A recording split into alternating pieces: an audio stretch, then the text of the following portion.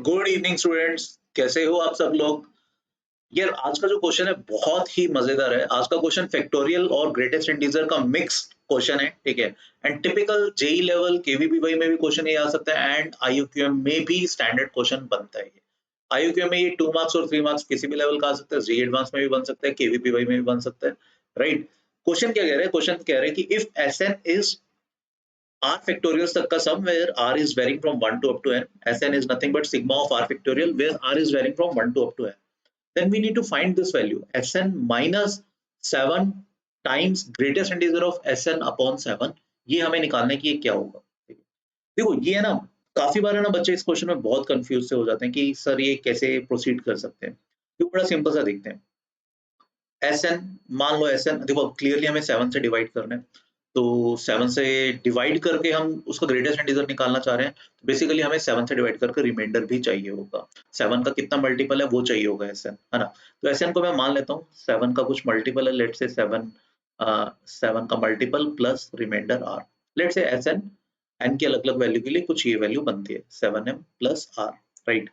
तो अब अगर मैं ये वाली वैल्यू सब्स्टिट्यूट करता हूँ यहाँ पर, तो क्या बनता है ये 7m plus r minus 7 times, ठीक है। अच्छा अब है ना इसको भी कंसिडर करते हैं पहले। तो Sn अपॉन 7 कितना बनेगा, that will be 7 plus r upon 7, ठीक है। Sorry m plus r upon 7 where r की वैल्यू क्या क्या होगी, r वाज अ रिमाइंडर है ना, r रिमाइंडर था when divided by 7।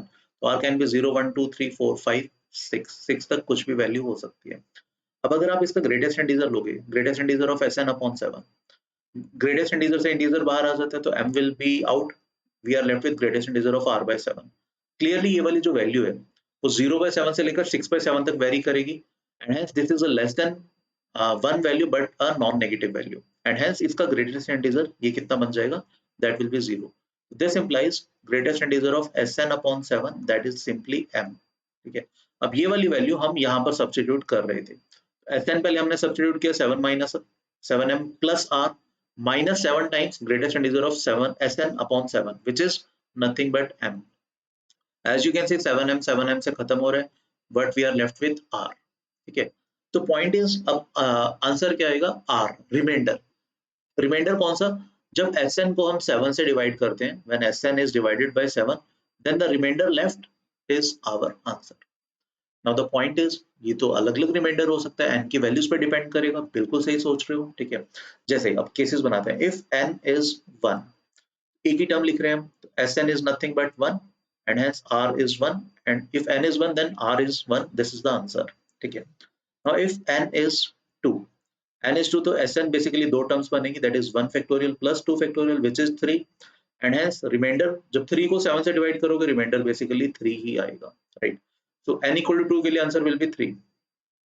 now if n is 3, Sn is basically 1 factorial plus 2 factorial plus 3 factorial, this is 6 plus 2 plus 1, ठीक है। तो 7 plus 2 9 है ये एंड रिमाइंडर कितना आ जाएगा 2 when it is divided by 7, ठीक है। क्लियरली ये r क्या है मैं फिर से लिख देता हूँ, 7 का कुछ मल्टीपल प्लस r। तो ये जो भी n की अलग अलग वैल्यू के लिए Sn की जो भी वैल्यू बन रही है हम उसमें रिमाइंडर निकाल रहे हैं 7 से डिवाइड करके। Now if n is 4, n अगर 4 होता है तो Sn will be simply 1 factorial plus 2 factorial plus 3 factorial plus 4 factorial, that will be equal to 24 plus 6 30 33, right। 33 है तो r रिमाइंडर कितना आ रहा है, that is clearly 5, ठीक है। अब यहाँ पे आप आर्ग्यू कर सकते हो कि सर ऐसे तो हमें n की हर वैल्यू के लिए निकालना पड़ेगा अलग अलग वैल्यू, वैसे तो बहुत सारी पॉसिबिलिटीज बन जाएंगी, बहुत सारे अलग अलग रिमाइंडर्स बन जाएंगे। तो क्या कोई जनरल मेथड नहीं है क्या, जनरल आंसर नहीं होगा। देखो बिल्कुल सही थॉट प्रोसेस आपका, 4 तक मैंने आपको निकाल के दिखाया। अब एक चीज सोचने की कोशिश करो यार, क्या मैं बोल सकता हूँ ये जो रिमाइंडर है वो 8 के लिए, 10 के लिए, 7 के लिए, 11 के लिए, सबके लिए सेम रहेगा। बिकॉज जैसे ही n का वैल्यू 7 या 7 से बड़ा होगा, देखो S6 में कहां तक की टर्म आएंगी, S6 में आएगा 1 factorial plus 2 factorial plus 3 factorial plus 4 factorial plus 5 factorial plus 6 factorial.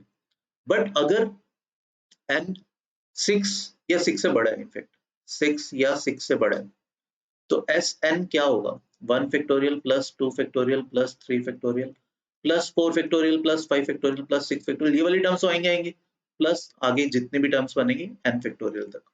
And as you can see इतना सा पार्ट ये तो 7 से डिविजिबल होगा ही होगा, बिकॉज वो 7 का मल्टीपल बनेगा, 7 फैक्टोरियल में भी 7 आएगा, 8 फैक्टोरियल में भी, एंड सो ऑन।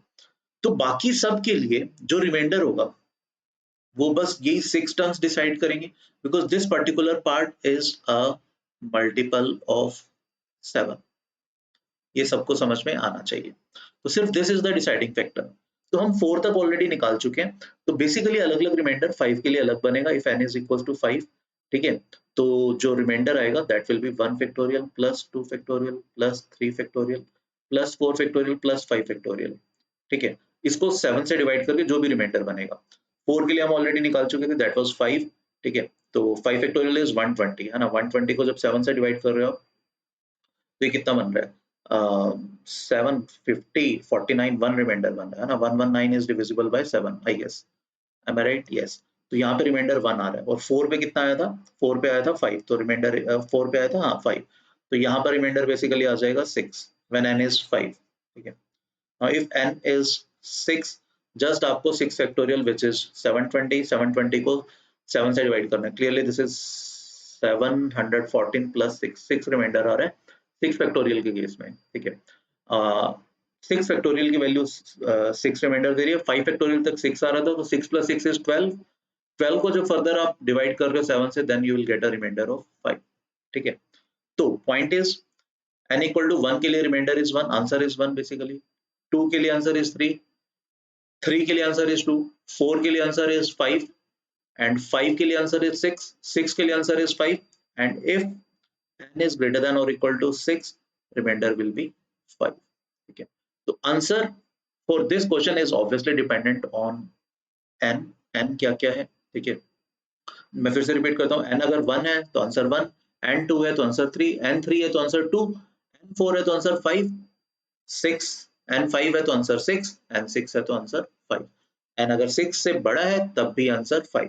तो this is the remainder. Actual question में क्या था, if n is greater than और इक्वल टू 6, तब इस चीज की वैल्यू निकालनी है। एक्चुअल क्वेश्चन में जो था if n is greater than और equal to 6 then find this. ठीक है, तब हमें ये निकालना था, तो उस सिनेरियो में आंसर विल बी 5।